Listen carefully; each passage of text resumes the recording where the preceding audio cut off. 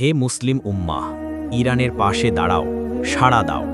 ওহ মুসলিম উম্মাহ, কি হলো আমাদের? একদিকে পুরো আরব আর পশ্চিমা শক্তি একজোট হয়ে দাঁড়িয়ে তাদের চক্রান্তের জালে আমাদের বেঁধে রেখেছে, আর অন্যদিকে বেচারা ইরান একা লড়াই করছে।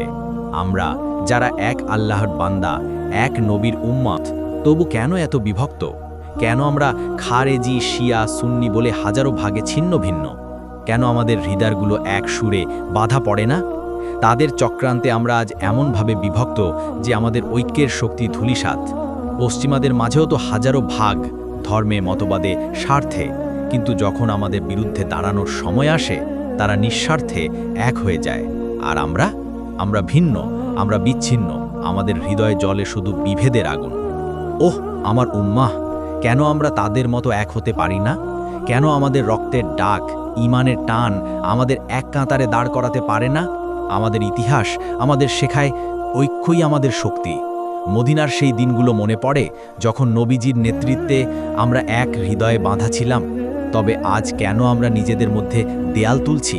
কেন ভুলে যাচ্ছি যে আমাদের শক্তি আমাদের ভালোবাসায়, আমাদের একতায়? এসো হে মুসলিম ভাই বোনেরা, আমরা সব ভেদাভেদ ভুলে হাতে হাত মিলাই। আমরা এক আল্লাহর বান্দা, এক নবীর উম্মত। এই পৃথিবীতে আমরা শান্তি আর সম্প্রীতির বার্তা ছড়াই। আমাদের হৃদয়ের দূরত্ব ঘুচিয়ে এক সুরে বলি, আমরা এক, আমাদের লক্ষ্য এক। হে আল্লাহ, আমাদের ঐক্যের পথে চলার তৌফিক দাও। আমাদের হৃদয়গুলোকে ভালোবাসা ও ভ্রাতৃত্বে জুড়ে দাও। আমিন।